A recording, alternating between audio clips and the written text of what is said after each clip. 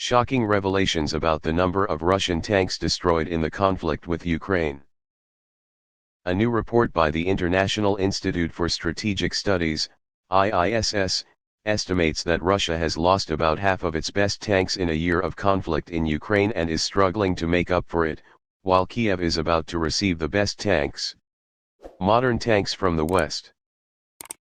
However, according to this assessment, Russia has kept its air force largely intact and may deploy it more in the next phase of the conflict.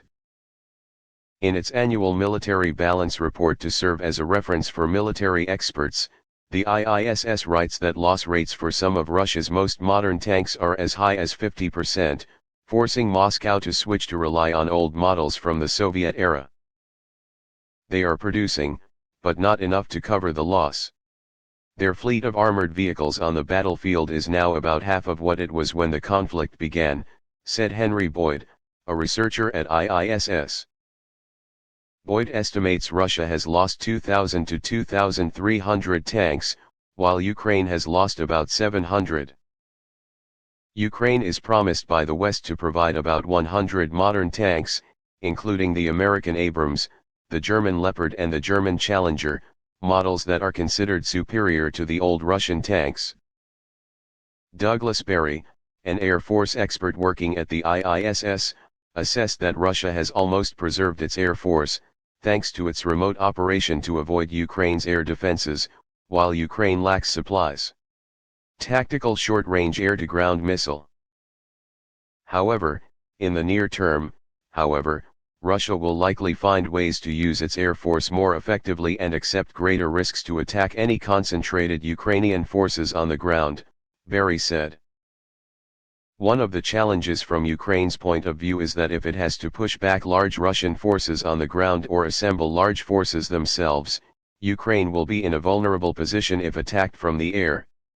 Then Russia may decide to accept greater damage just to do more damage to the enemy, Berry said. After a year of conflict, Ukraine has regained some territory, but Russia still controls most of the 4 regions in southern and eastern Ukraine. For weeks, Kiev warned of a new Russian offensive.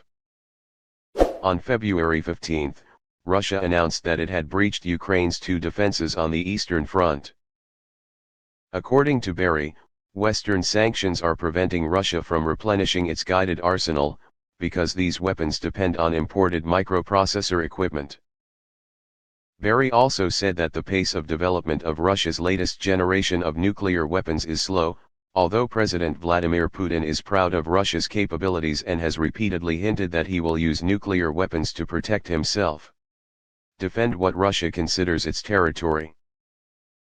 Ben Berry, an expert on land warfare for the IISS, is skeptical that Russia can make major progress.